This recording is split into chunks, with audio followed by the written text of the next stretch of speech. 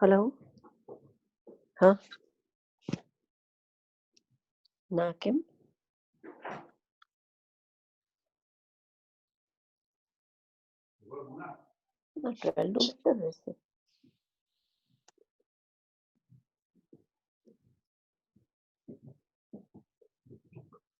Kim?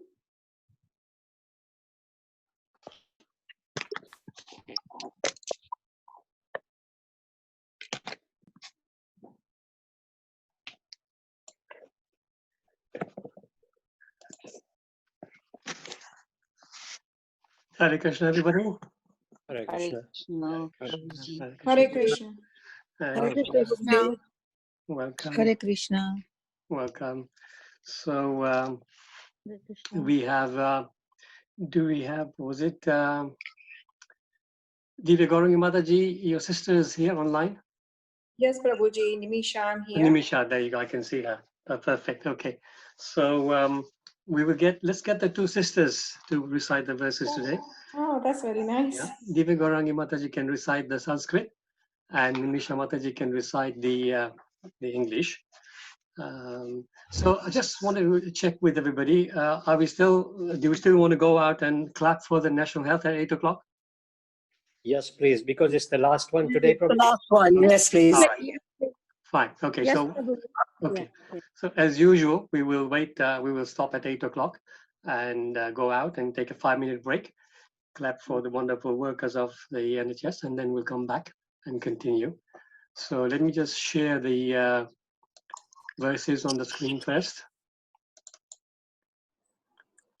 Hare Krishna, Prabhuji. Hare Krishna, everybody. Hare So Krishna. Hare Krishna. So now what I'm going to do is I'm going to mute everybody, and then if Divya Gaurangi Mataji and Nimisha Mataji can just unmute yourselves once I've muted everybody, so that we don't get the feedback. Okay, so both of you can now go. Thank you, Prabhuji. Thank you, Prabhuji. My humble obeisances to all the assembled devotees. Om Namo Bhagavate Vasudevaya. Om Namo Bhagavate Vasudevaya. Om Namo Bhagavate Vasudevaya. Chapter 9, Rajvidya Rajaguhya Yoga. Atah Navamo Adhyayah 9.1.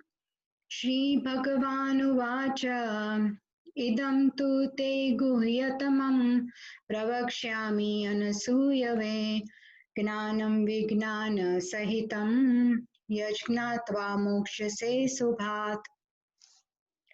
The Supreme Personality of Godhead said, "My dear Arjuna, because you are never envious of me, I shall impart to you this most confidential knowledge and the realization, knowing which you shall be relieved of the miseries of material existence."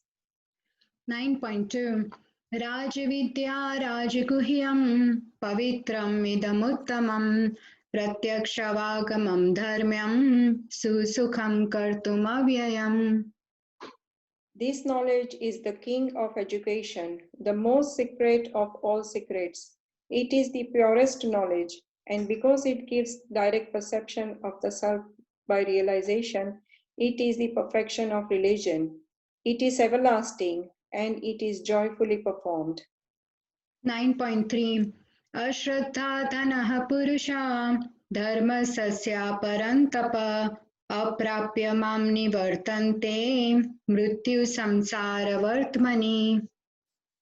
Those who are not faithful in this devotional service cannot attain me, O conqueror of enemies. Therefore, they return to the path of birth and death in this material world. 9.4 Maya tatamidam sarvam jagat avyaktamurtina matsthani sarva bhutani nachaham teshvavasthitaha. By me, in my unmanifested form, this entire universe is pervaded. All beings are in me, but I am not in them. 9.5 न च मत्स्थानि भूतानि पश्य मे योगमैश्वरम् भूतभृन्नच्च भूतस्थो ममात्मा भूतभावनः. And yet everything that is created does not rest in me. Behold my mystic opulence. Although I am the maintainer of all living entities, and although I am everywhere, I am not a part of this cosmic manifestation. For myself is this very source of creation. 9.6 यथाकाश स्थितो नित्यं वायुः सर्वत्र गो महान् तथा सर्वाणि भूतानि मत्स्थानि उपधारय. Understand that as the mighty wind, blowing everywhere, rests always in the sky, all created beings rest in me. 9.7 सर्वभूतानि कौन्तेय प्रकृतिं यान्ति मामिकं कल्पक्षये पुनस्तानि कल्पदौ विसृजामि अहम्. O son of Kunti, at the end of the millennium, all material manifestations enter into my nature, and at the end of beginning of another millennium, by my potency, I create them again. 9.8 प्रकृतिं स्वामवस्थभ्य विसृजामि पुनः पुनः भूतग्रामम् इमं कृष्णम् अवशं प्रकृतेर्वसात्. The whole cosmic order is under me. Under my will, it is automatically manifested again and again, and under my will, it is annihilated at the end. 9.9 न च मां तानि कर्माणि निबध्नन्ति धनञ्जय उदासीनवदासीनम् अशक्तं तेषु कर्मसु. O Dhananjaya, all this work cannot bind me. I am ever detached from all these material activities, seated as though neutral.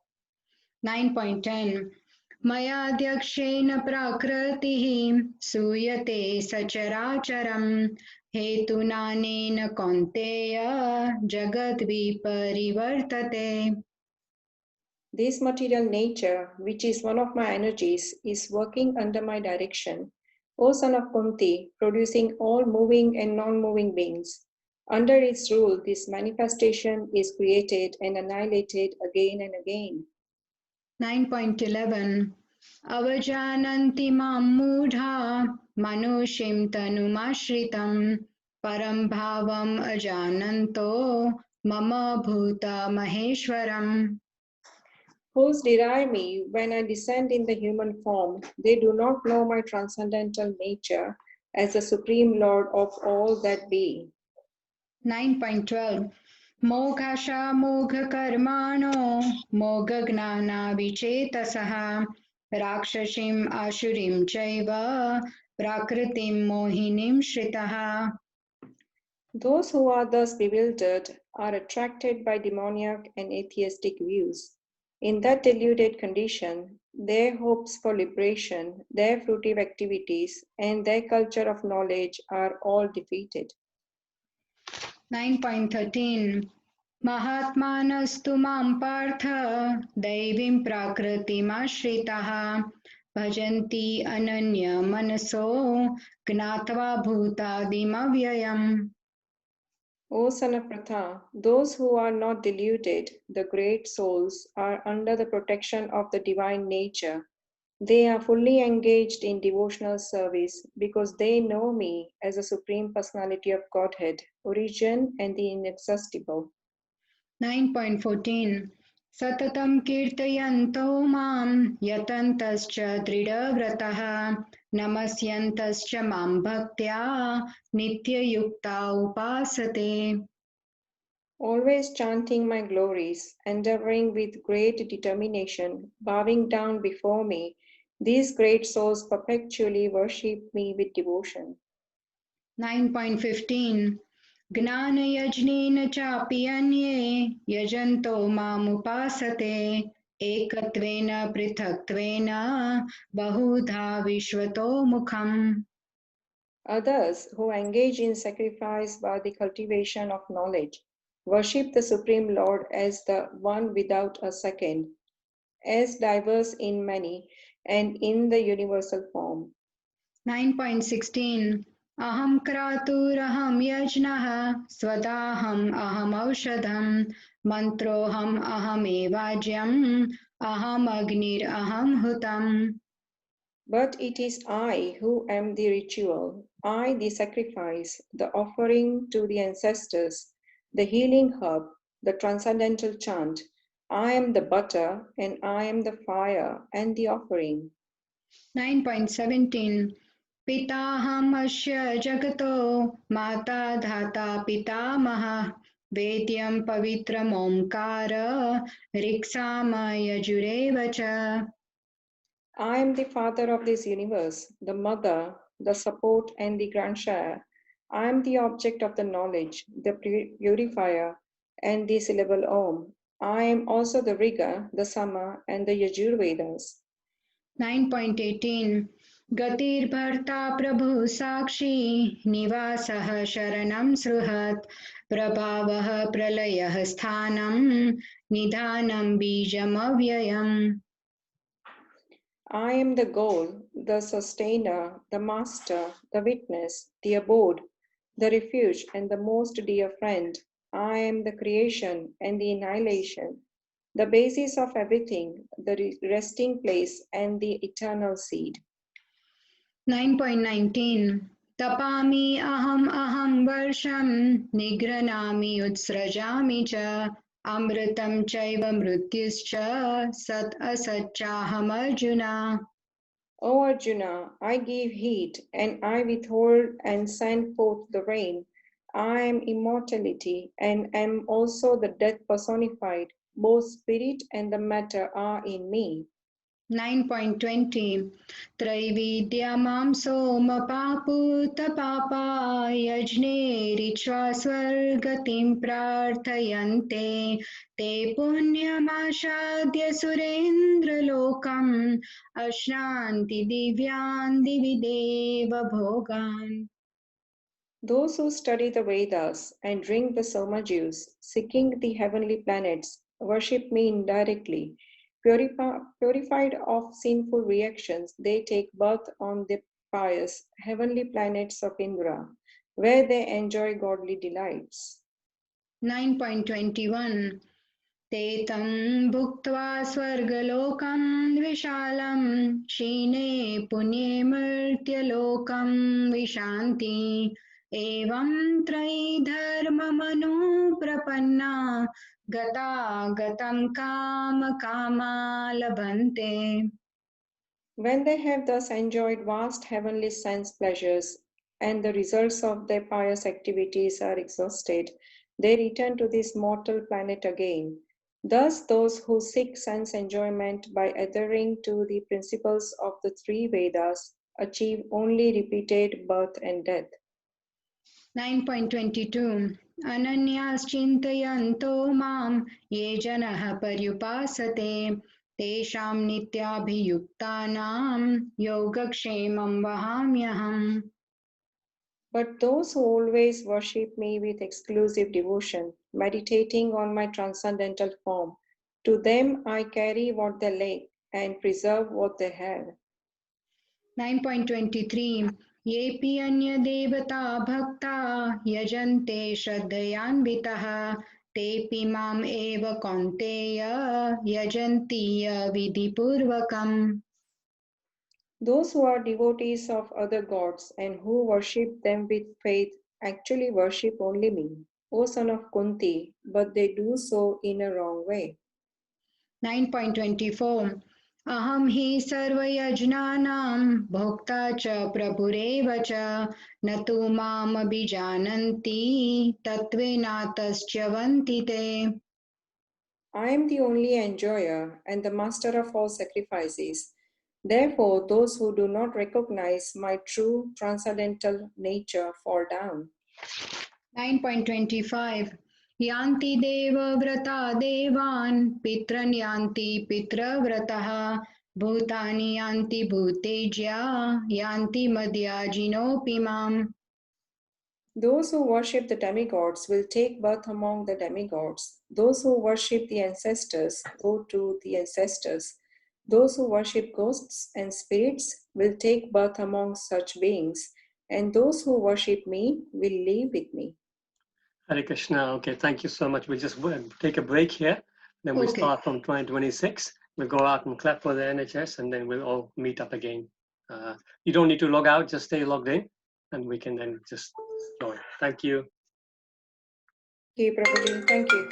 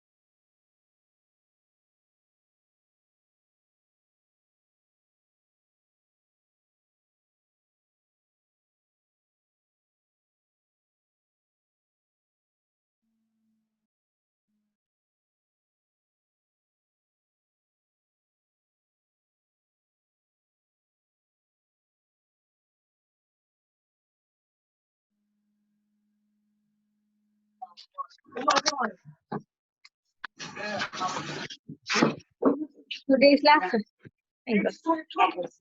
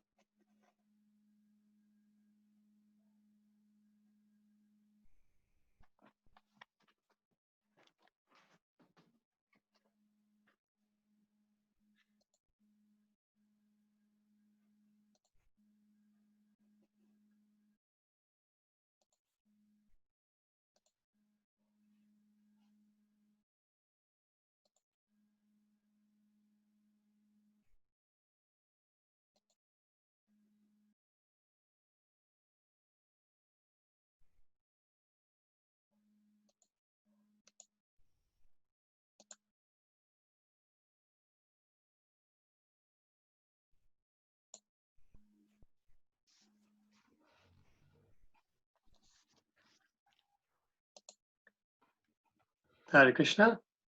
Krishna Prabhu. Yeah, we Hare can start. Krishna. We can start again. 9.26 Patram pushpam phalam toyam yo me bhaktya prayachati tad aham bhakti uparatam ashnami prayatatmanaha. If one offers me with love and devotion a leaf, a flower, a fruit, or water, I will accept it.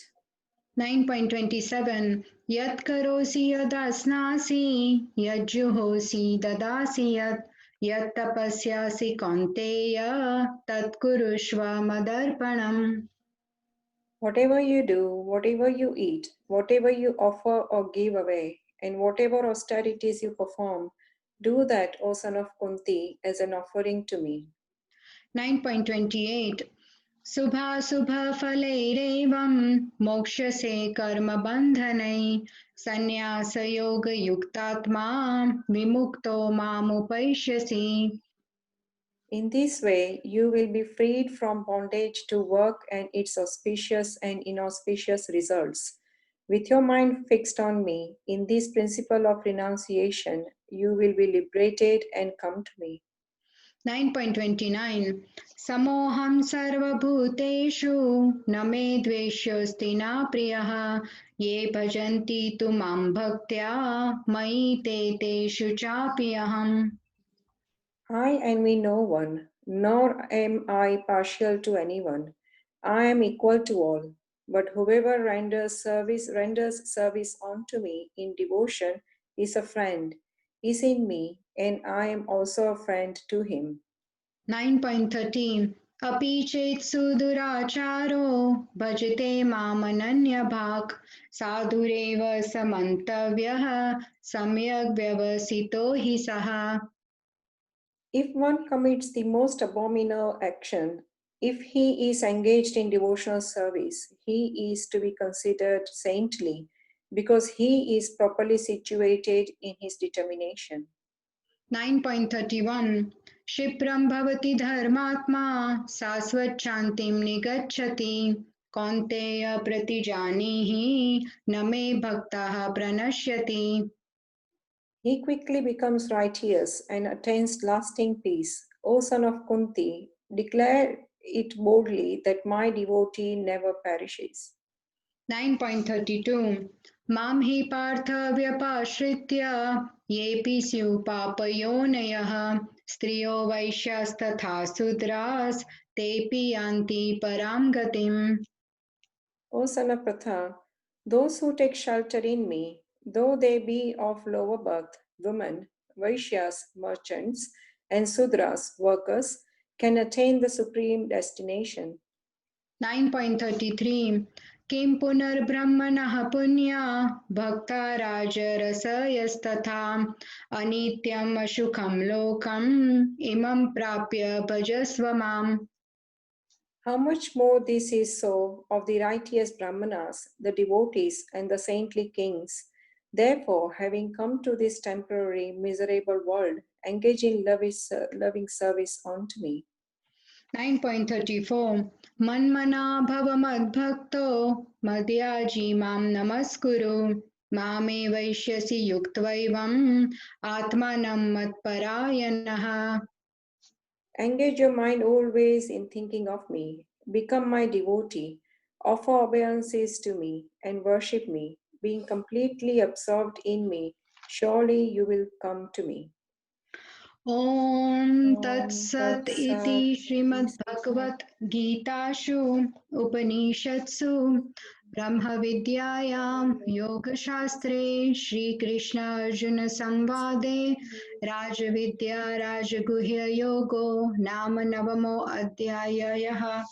Hare Krishna. Thank you, everyone. Thank you so much. Very, very nice presentation. Thank you, Divya Gaurangi Mataji and Nimisha Mataji. Very, very nice. Thank you. I'll just stop sharing that. Now, let me just share the verse we're going to focus on today.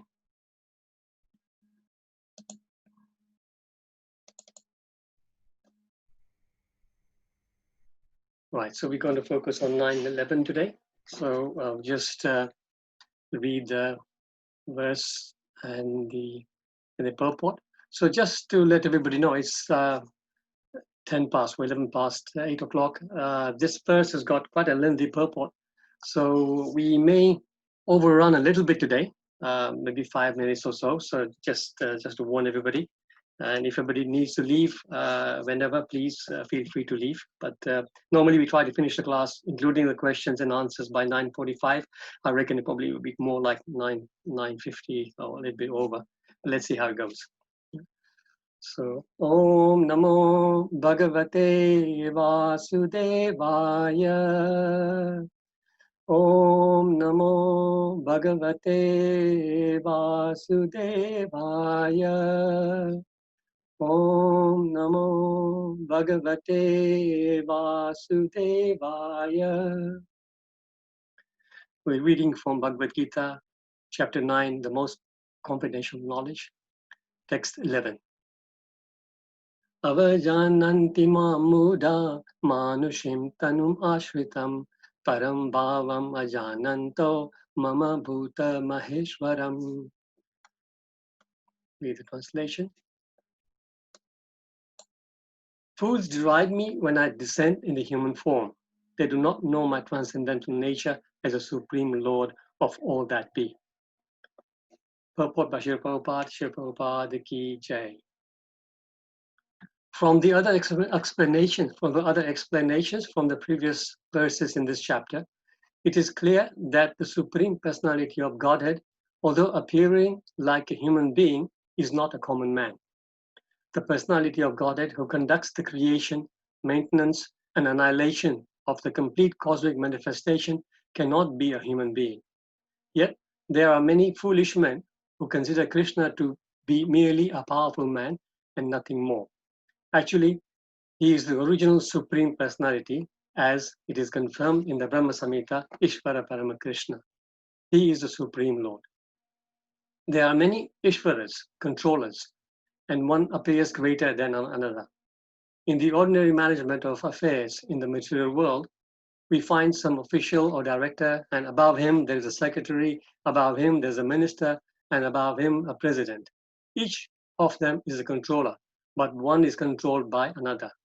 In the Brahma Samhita, it is said that Krishna is a supreme controller.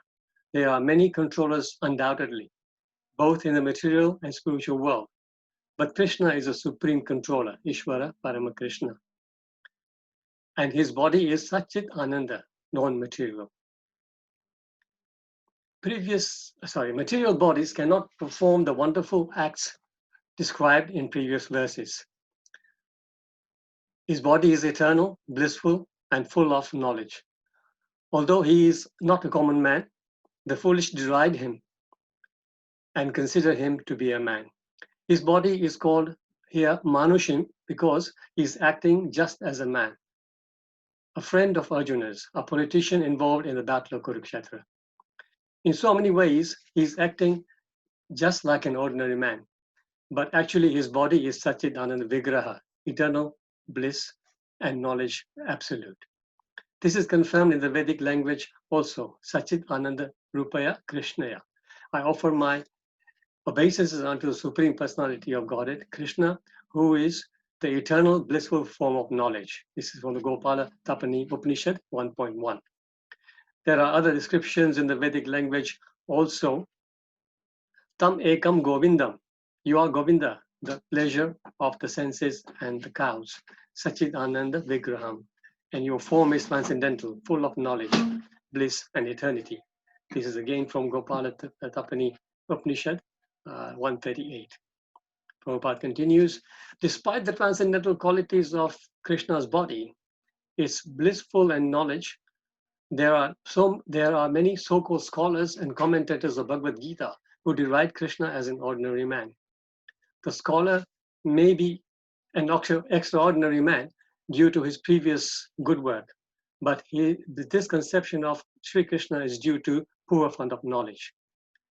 Therefore, he is called Muda, for only foolish persons consider Krishna to be an ordinary human being. The foolish consider Krishna an ordinary human being because they do not know the combinational activities of the Supreme Lord and his different energies. They do not know that Krishna's body is a symbol of complete knowledge and bliss, and he is the proprietor of everything that be, and that he can award liberation to anyone. Because they do not know that Krishna has so many transcendental qualities, they deride him. Nor do they know that the appearance of the Supreme Personality of Godhead in this material world is a manifestation of his internal energy. He is the master of the material energy, as has been explained in several places. Mama Maya Duratyaya. He claims that the material energy, although very powerful, is under his control, and whoever surrenders unto him can get out of the control of this material energy. If a soul surrendered to Krishna can get out of the influence of material energy, then how can the Supreme Lord, who conducts the creation and maintenance, annihilation of the whole cosmic nature, have a material body like us? So this conception of Krishna is complete foolishness. Foolish persons, however, cannot conceive that the personality of Godhead Krishna, appearing just like an ordinary man, can be the controller of all the atoms and the gigantic manifestation of universal form. The biggest and the minutest are beyond the conception.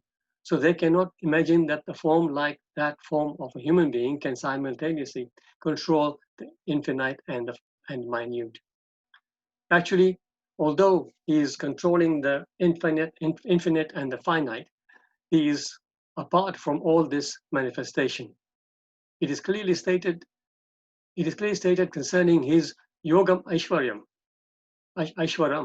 his inconceivable transcendental energy, that he can control the infinite and the finite simultaneously, and that he can remain aloof from all of them.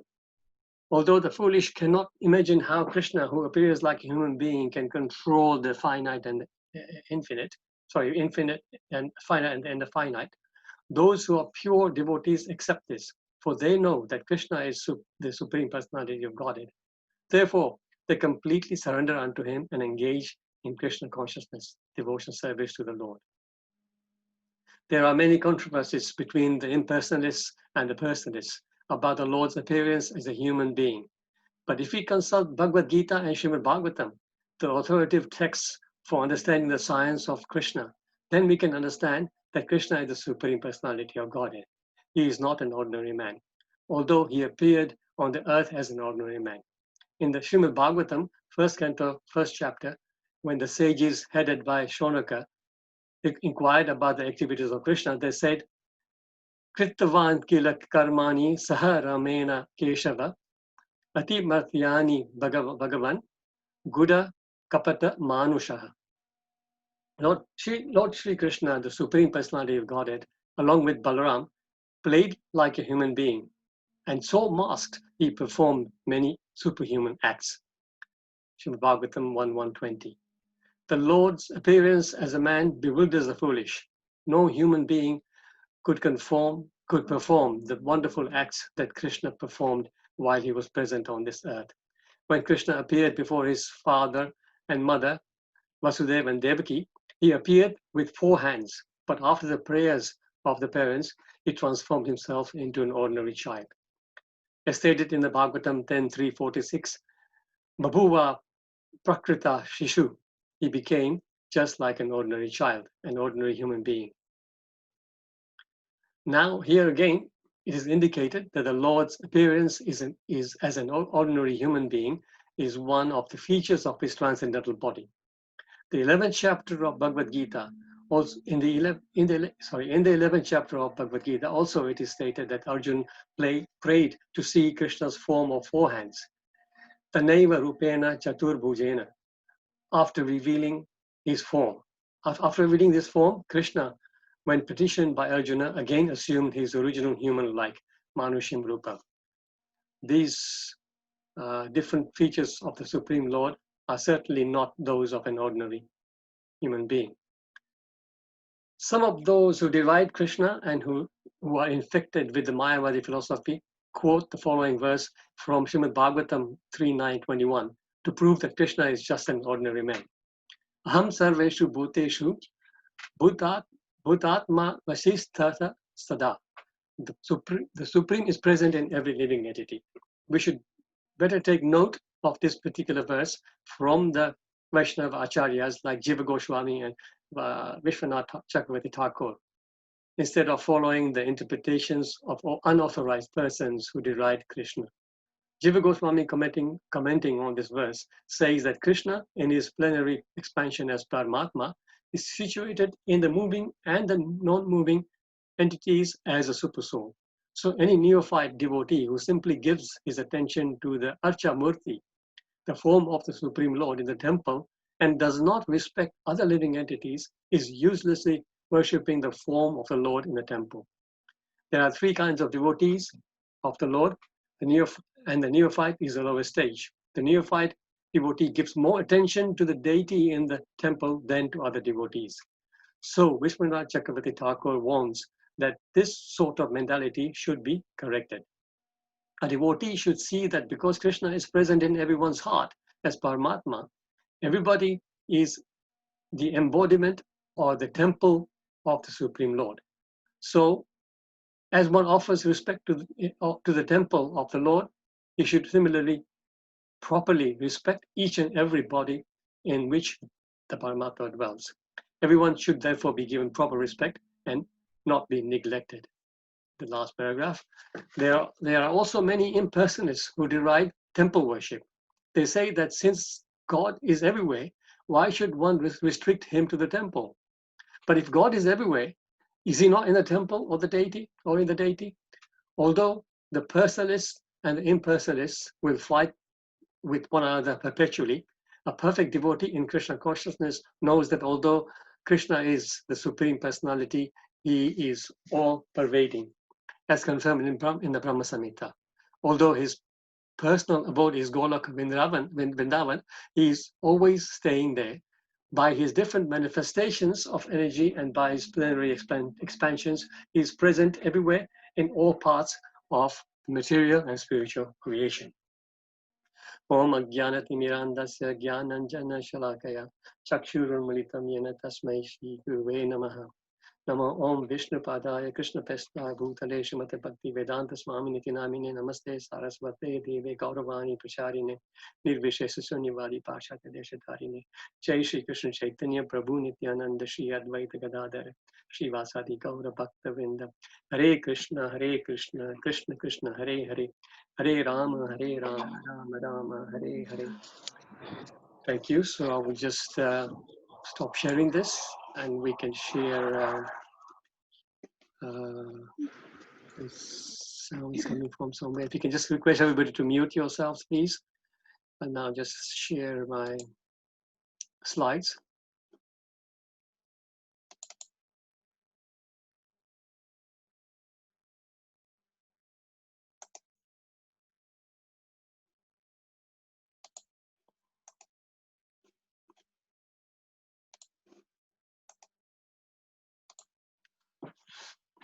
So we continue reading from chapter 9 today. Chapter 9, as usual, we just do a quick recap. It's entitled The Most Computational Knowledge. So far, we've covered the first 3 verses, which is about knowledge and eligibility. Then the section we just finished is Krishna's Achintya Bheda Bhed, the relationship with the material world. So there, Krishna explains how he pervades the whole universe, and how everything comes from him. And we get the idea about his relationship with the material world. And Achintya Abhed Tattva means how it is inconceivable, how he is everywhere, everyone is with him, but he is not in everyone. That kind of sort of unbelievable kind of Achintya Tattva. Now this current section, which will be a long one, 11 to 25, this talks about fools neglect bhakti and the divine don't. So this particular heading I took from Vrindavan Chandra's slides yesterday. It just makes it easier. So we'll just go to today's verse. We've already chanted the verse, so we'll just chant the translation again just to remind us. Fools deride me when I descend in a human form. They do not know my transcendental nature as a supreme Lord of all that be. So, particular interesting words here. Param Bhavam. So Param is the topmost, transcendental, and Bhavam is his nature. So Krishna is saying that my supreme nature, people don't understand. Supreme nature as being the supreme Lord. The last word in this text verse, it says Maheshwaram. So normally when we talk about Lord Mahesh, we think about Lord Shiva, don't we? Because that's his name. But actually Maheshwaram, Mahesha means Mahesh is controller, so supreme proprietor, supreme controller. So here it refers to Lord Krishna rather than Lord Shiva. Here we have we were discussing about the pronunciations last time, so I thought what we will do, we won't be able to just spend too much time on it, but as we go through the verses, we can just point out some of the diacritics.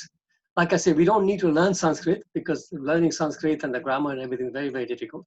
But if we can just master the pronunciation, as Deva Gaudi Mataji has so nicely done, and also Madhukumari, and a few others I've heard, then it makes it much easier, and the pronunciation, when it's correct, of course, it has more potency. So the first simple thing that one needs to understand is like the and So here, for example, the first word is avajananti. So when there is no diacritic on the A, then it's va, and when it's there's a mark on it, it's a. Right. A lot of mistakes happen. So that's Muda. Muda, yes. Hyphen on top is Muda, correct. Yeah, It's Muda. why it's in the, No, Mu. Why is the hyphen? It's not Mu, it's just a longer U. yeah, that's why, yeah. U is only U, but when is the mark, it's longer U. And when there's the dot underneath the D, see, DH can be the, like dharma, right? But when there's a dot underneath the D, it's like the, like Muda, right? So these little things we have to learn. Then again, S. Any S with a little dot underneath or little mark above, it's a sh rather than a s. So this is manushim, not manusim. Right? Sh actually in Sanskrit, sa is three ways. It's sa, sh, and sh. It's slight subtle differences. So the first one is sh, and this one is sh. So it's little difference like that. But again, don't worry too much about it as long as we say sh rather than the sa. So this we'll continue doing this as we go through the verses. So let's go to the main point of the purport. So in the verses 4 to 10, Krishna has described how he's the source of whole material nature, and his whole introduction is given to us so that we can understand who Krishna is. So now it is clear, Prabhupada says in the purport, that it is clear that the Supreme Personality of Godhead, although appearing like human being, is not a common man. And then he further on says that there are many controllers undoubtedly, both in the material and spiritual world. But Krishna is a supreme controller, Ishvara Parama Krishna, and his body is Sachidananda. So many controllers, like he explained, there's ministers and then there's prime minister, whoever there is, there's controllers. So, but there's only one person who is no controller. All of us would have controllers. Starting from our work, we'll have our bosses will have their bosses, and it goes on and on like that. But Krishna is a supreme controller. And this verse he quotes, this is the first verse from the 5th chapter of Brahma Samhita. Ishvara Parama Krishna Satchidananda Vigraha Anadiradi Govinda Sarvakarana Karanam. So here, translation, Krishna, who is Govinda, who is known as Govinda, is a supreme Godhead. He has an eternal, blissful spiritual body. He is the origin of all. He has no other origin, and he is the prime cause of all causes. So our bodies, Krishna's body is made of Satchit Ananda, which means it is. Oh, can anybody explain to me what Satchit Ananda means?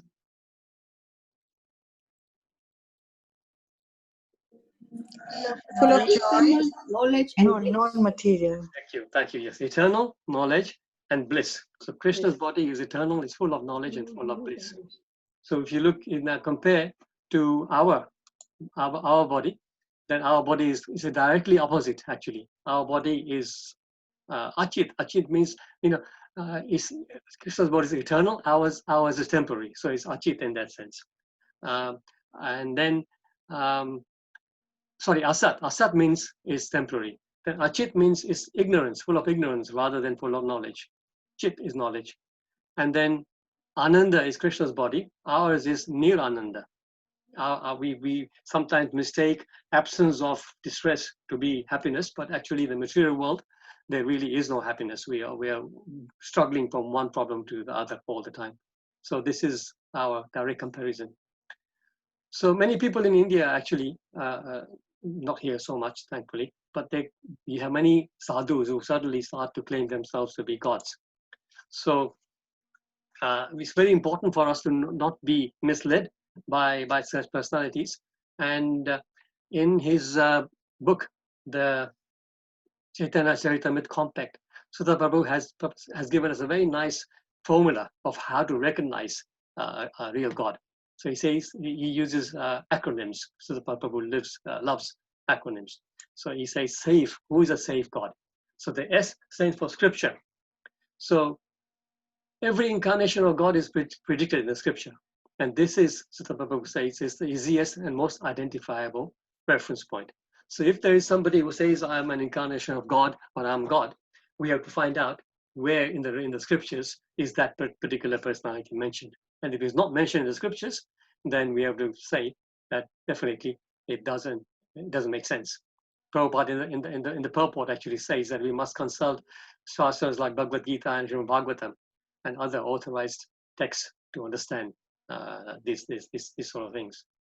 The second IA of the safe stands for astrology and attributes. So the astrology means whenever there is an incarnation or whenever the Lord appears, there's a specific planetary movements and position, and that indicates that an amazing personality is about to appear. And attributes, we all know that a Lord has a specific, he displays all these certain bodily attributes, and he's got all these powers. We know that the Lord's feet, for example, have got certain marks, conch shell, the gold, Trishul, and all that, right? So that these are signs of God. Then F, follow the authorities. So scriptural statements and astrologicals, the first two actually, are confirmed by the acharyas, great sages. By dint of the philosophical depth and spiritual purity, they're able to identify the various incarnations. So we have the first two and the third one to actually confirm our findings there. So we have to consult the sadhus, the acharyas, to confirm the personality Godhead. And then extraordinary activities. So incarnation of the Lord perform extraordinary activities while on this planet. One of the most wondrous acts is the upliftment of spiritual reform and that they instigate. They transform the lives of those who they meet and leave behind invaluable instructions and establish a religious process for generations to come. So this is the kind of effect a normal person cannot have. This is the sign of somebody very, very special. So then Prabhupada's quoting the part of this particular verse, Mama Maya Duratyaya, which is verse 7.14. Can anybody know, did anybody remember this verse? We just did the 7th chapter just a few weeks ago. chapter 7:14. देवी हि एषा गुणमयी मम माया दुरतया Very nice, very nice. I didn't, मामेव ये प्रपद्यते मायामेतं excellent. I didn't see the name, or I didn't appear on my screen. Who said this? Rupa Rupa Thank you very much. Excellent. Devi Hesha Gunamayi Mama Maya Duratiya Mame Vaya Prabhadante Mayam Etam Tarantite. So here, first of all, in this particular chapter, chapter 9, text 10, Krishna is saying that this material nature is working under my direction, Maya Drakshana Prakriti. And now in this verse, he's saying that this divine energy of mind, consisting of the three modes of nature, is difficult to overcome. But those who have surrendered unto me can easily cross beyond it. So, as Prabhupada mentions in the purport, if a soul surrendered unto Krishna can get out of the influence of the material energy, then how can the Lord himself, who conducts the creation, maintenance, and annihilation of the whole cosmic nature, have a material body? So Krishna is saying that those who surrender unto me can cross beyond this. And yet, these people, the impersonalists and Mayavadis, they're saying that Krishna actually, when he takes birth, he actually becomes, he gets controlled by Maya, by the material nature. So here, completely, Rajshri Mataji, if you can just mute yourself. Okay, you can do it here. Thank you. Okay, then Prabhupada continues, the foolish consider Krishna an ordinary human being because they do not know the confidential activities of the Supreme Lord and his energy. So Prabhupada lists in that purport very nicely some of the things that people miss out. So they don't know that his body is full of eternal bliss and knowledge, as we just mentioned. They do not know that he is a supreme proprietor of everything. They do not know that he alone can award liberation. As we know from other pastimes that we read, that the demigods can sometimes give you all kinds of boons, but they cannot give liberation. When it comes to asking for liberation, the demigods point to Krishna and they say, you have to go to Krishna or Vishnu because we cannot give liberation. Demigods can give you boons to have a better life or promotion. Prabhuji, breaking down. Sorry. Is it better now? Hare Krishna. Hare Krishna. Yeah, maybe it's my internet or I don't know. Everybody. Is everybody else hearing? Yes, we can hear. Yes, Prabhuji, we can hear you. Sorry. Okay, sorry. Okay, sorry. So Mataji, maybe you can just check your audio. Thank you. Right. Thank you. Sorry about that. No problem. So anyway, so he alone can award liberation to anyone. Demigods can just give you a promotion to the heavenly planets or something like that.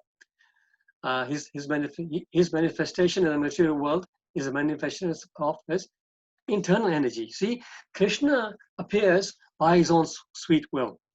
When we take birth, we have no choice. Of course, we have a choice in terms of how we behave and how we can create our future bodies. That is our only choice. But then, depending on our activities and our work, a result of our work, we are given a birth in a particular family, a particular yoni the next time. Karmana deva netrena jantu deha papate.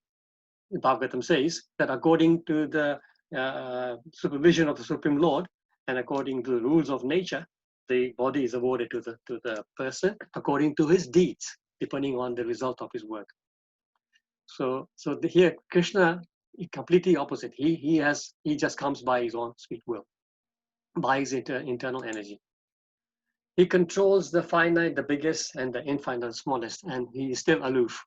So we've seen again in the previous verses that whilst Krishna is able to do all this, control everything, yet he remains aloof. Just like the example was given, just the sky. Everything rests in the sky, but the sky is still aloof from everything else. Then it was said that this has been, so all this above has been established in the verses 9.4 to 9 to 10, Yogam Aishvaram. So in contrast, Prabhupada says that those who are pure devotees accept him as he is because they know that Krishna is a Supreme Personality Godhead. They have learned this by reading about Krishna, by hearing about Krishna, by associating with devotees and developing this love for Krishna. Therefore, they completely surrender unto him and engaged in Krishna consciousness, devotional service of the Lord. So this is nicely wrapped up. Then Prabhupada explains no human being could perform the wonderful acts that Krishna performed while he was present on this earth. And he gives an example, two examples he gives. First example is when Vasudeva and Devaki, when he appeared in his Vishnu four-arm form. And then after the prayers of Vasudeva and Devaki, he then transformed himself into a cute little baby, as a human baby. And then the other pastime he talks about is on the battlefield, when Krishna shows the universal form, the Virat Roop, to Arjuna. Arjuna, after offering his prayers, he says, "I cannot bear to see this form. It is ghastly. Can you please show me your four-arm form?" So Krishna shows him his four-arm form, and then he says, "Now show me your two-arm form." So this two-arm form is actually Krishna's real form. That is his real form. He's the first Krishna holding the flute and playing with the gopis and gopas. That is his real form, his original form. And Arjuna is very satisfied by seeing that form. So Prabhupada is then continuing to say that no human being could perform the wonderful acts that Krishna performed. So, as you know, one of the most famous acts that Krishna performed was lifting of the Govardhan hill. And he was merely 7 years old at the time when he lifted the Govardhan hill in the little finger of a left hand of his left hand. So this is something, again, no human being could do. So there's one quick story, Prabhupada story, that I'd like to share. This was told to us at, I don't know how many of you were, in 2013, there was a retreat on a cruise where we had Bhakti Charan Maharaj actually organized it, but there was Radhanath Maharaj with us, Sachinandan Maharaj was there, Chandramuli Maharaj was there, so we had an amazing 10-day cruise. And on that cruise was this personality, Prabhupada's disciple, who joined us. He was from Mumbai. His name was Srinathji Prabhu. And he was saying to us that before he joined ISKCON, he knew Prabhupada, he was in contact with Prabhupada in those early days in Mumbai, but he was not sure because he was already following another guru at that time. And that guru used to profess to be God. And everybody, all his followers used to call him God. So when he told Prabhupada that, my guru is actually God. So then Prabhupada told him, okay, if your guru is God, next time you see him, you tell him that Krishna lifted the Govardhan hill. He would, of course, know about it. And he says, you tell him to lift his desk with his right hand. Forget left hand, right hand, not even the finger, just with the right hand. Can he lift the desk and hold it up for 7 seconds? So this Prabhu, Srinathji Prabhu, went, next time he met his guru, he asked him this actually. He was bold enough to say that, Swami Prabhupada has asked me to ask you this. Can you this? And this Swami, whoever he was, he got very angry. And he said, how dare you do that to me? I cannot, how can I lift this? So this actually convinced this Prabhu that, of course, he's not God. Because Krishna lifted this for 7 days and 7 nights. And even 7 seconds for us to hold a desk by one hand, of course, is impossible. So it was a very nice, very instructive story. And this Prabhu then went back to Prabhupada and he became a devotee. He became a very, very serious devotee. He belonged to a very sort of pious and industrious family. So he helped ISKCON in Mumbai in a big way financially as well as his service. So I just thought I'd share that with you. Here, Prabhupada says in the purport, I'm just thinking it's 43. I'll go for 2 more minutes and then we'll see where we get to. Some of those who deride Krishna and who are infected with the Mayavadi philosophy quote this verse from the Bhagavatam. And this Prabhupada quotes this verse. He says, Aham sarveshu bhuteshu bhutatmavasthita sada. Tama vagyana mam matya kurute charvi dam bhavam. So the translation of this verse is, I'm present in every living entity as a super soul. If someone neglects, disregards that super soul is everywhere and engages himself in devotion, in worship of deity in the temple, that is simply imitation. So that what the Mayavadis, the impersonalists, what they say is that they use this verse. See here, Krishna is saying that I am present in every living entity. So if he's there in every living entity, then every living entity, because the Lord is himself, he is the Lord. Because what they say is this covering we have, the body we have, is Maya. And once we lose this body, then we become God. So in that sense, everybody is God. So this is their understanding, and they use this verse to prove their point. But the point we have to understand is that why Krishna is saying this here is there are certain devotees who see themselves as very pure devotees, and they do everything very properly for the deities and the worship and everything. But when it comes to other devotees, they disrespect them. Or forget about our devotees, even other living entities, they disrespect them. So the point Krishna is making in this verse is that no, because he is present in every living entity, we should worship, and we should respect every living entity because the super soul is there, right? So namaste, when we say namaste to people, we're actually saying, I offer my respect to the super soul within you. That is the real meaning of namaste. But so this verse is misconstrued by the devotees. Okay, I think we will stop here. There's a few things that I will share a slide with you, and I'll just stop here. This is the darshan of the deities today. We'll stop here, and I'll just open up for any questions, please. Hare Krishna, Prabhuji, Santosh here. Santosh Mataji.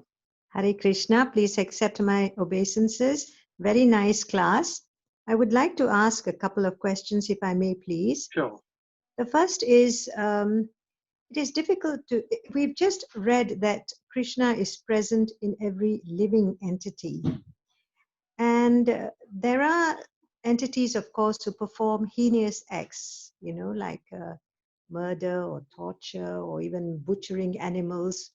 So if Krishna is in every living entity, and there are these entities who perform acts that are not desirable, how it's very difficult, I think, to comprehend how these living entities perform such acts.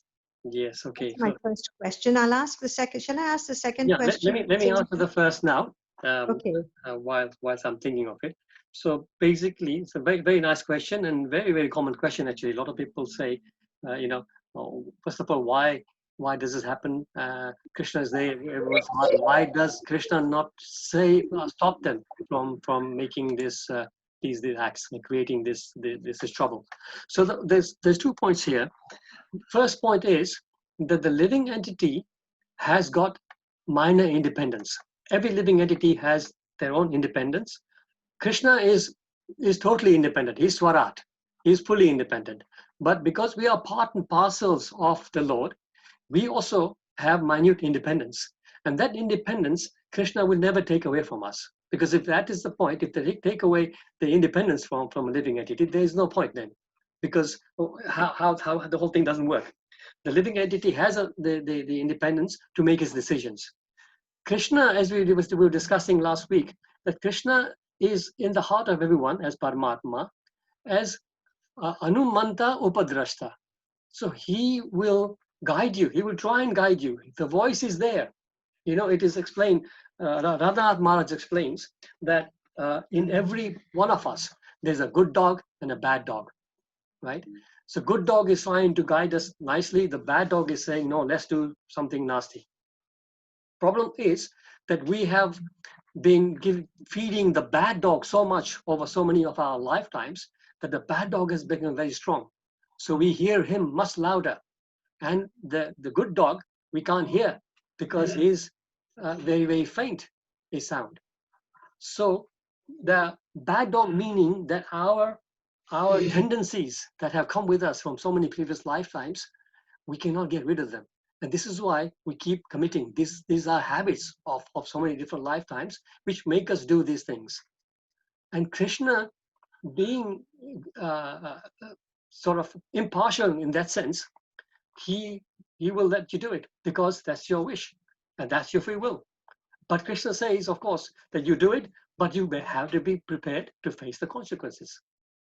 And this is how karma works. The law of karma works in this way.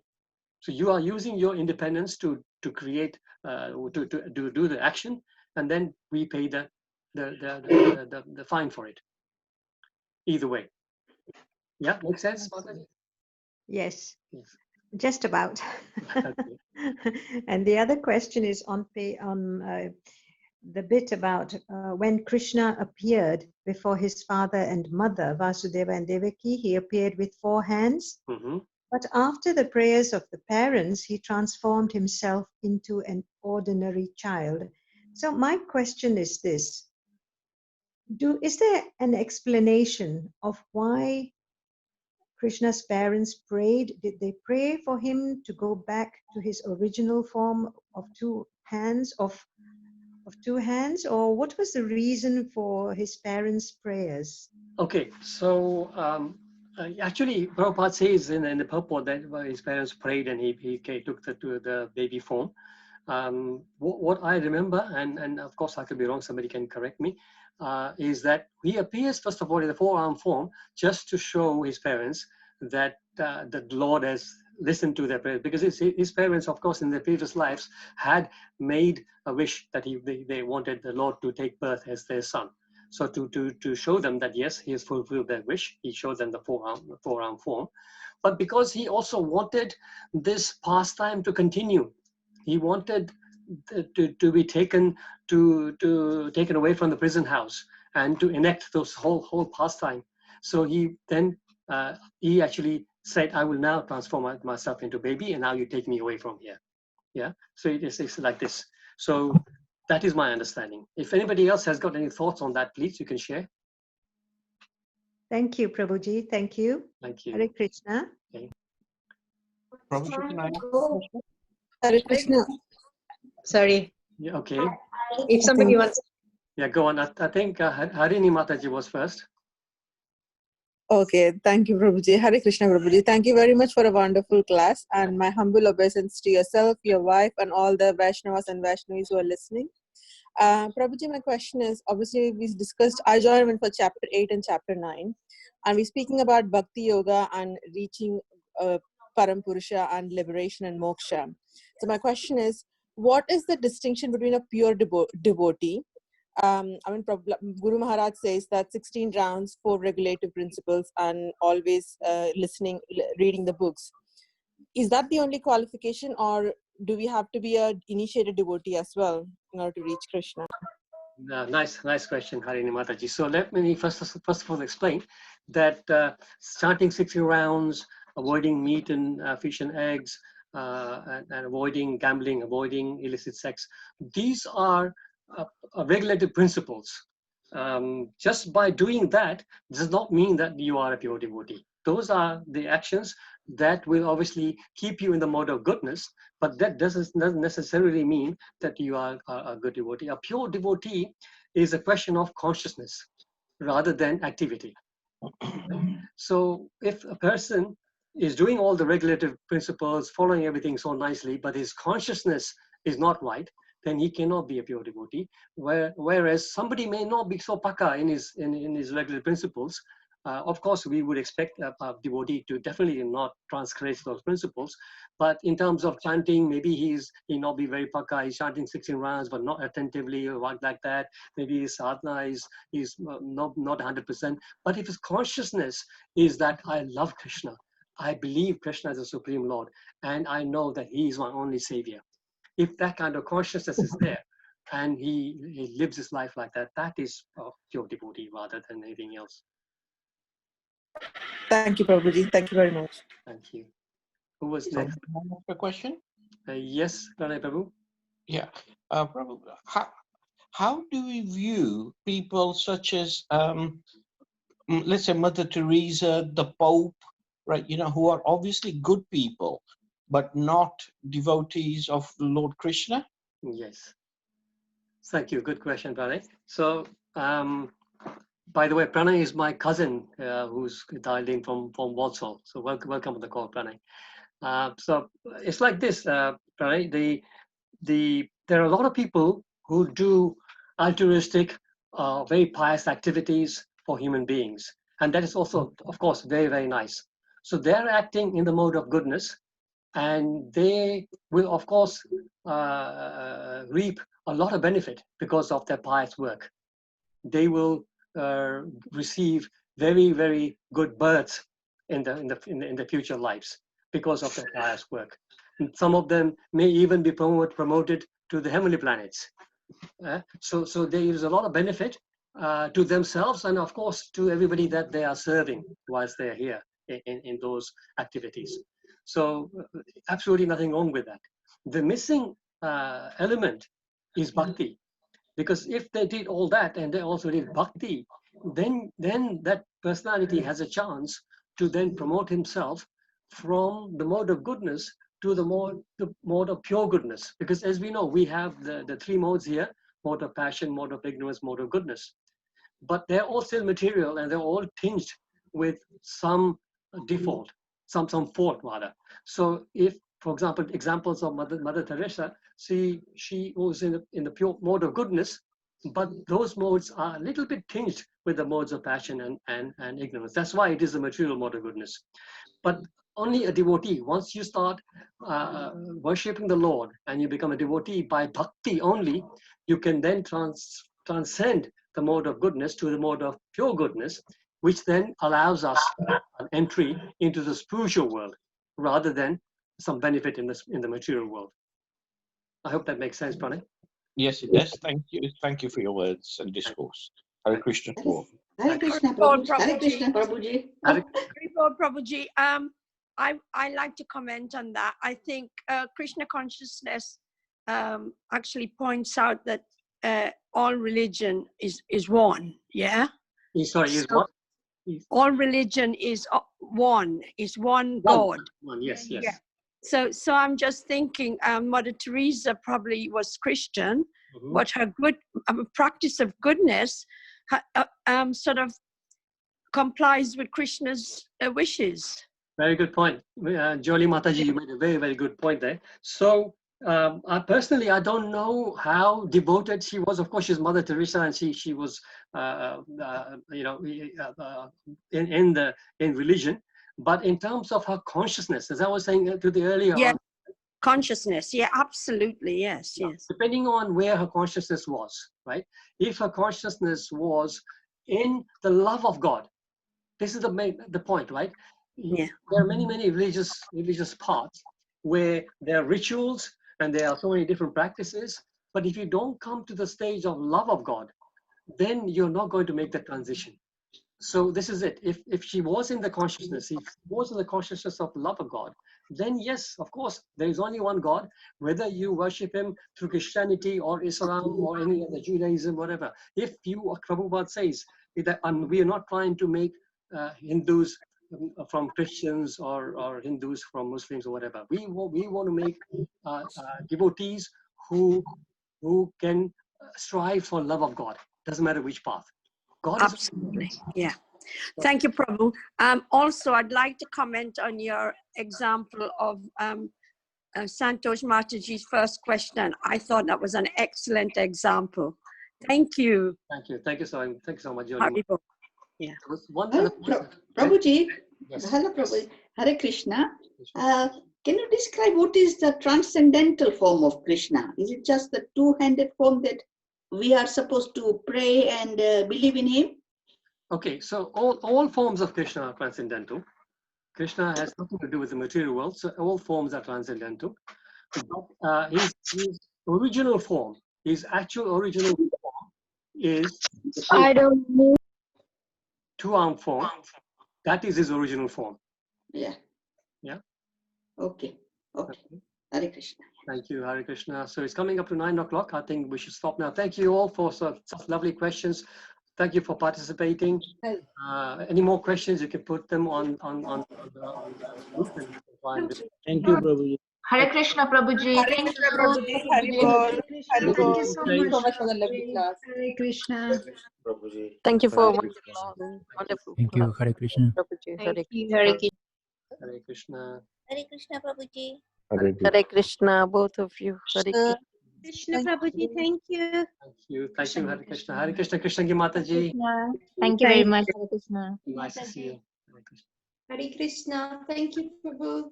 Hare Krishna. Thank you, Mataji. Hare Krishna. Thank you, both of you. Thank you, Hare Krishna. Mataji and Prabhuji. Thank you, Jagruti Mata. Hare Krishna to both of you. Thank you. Thank you, Kajal. Thank you. Thank you. Chandra Chaitanya Prabhu. Hare Thank you. Krishna. Hare Hare Krishna. Krishna. Hare Krishna, Jeffrey Prabhu. Thank you, Hare Krishna.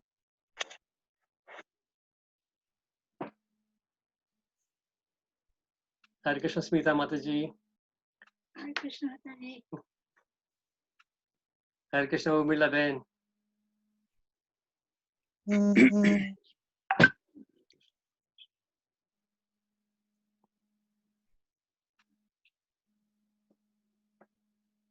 Okay, see you all next week. See you. Thank you, Prabhuji, for a wonderful class. Tomorrow, actually, yeah, thank you. See you tomorrow. Thank you. Hare Krishna. Hare Krishna. Hare Krishna. Hare Krishna.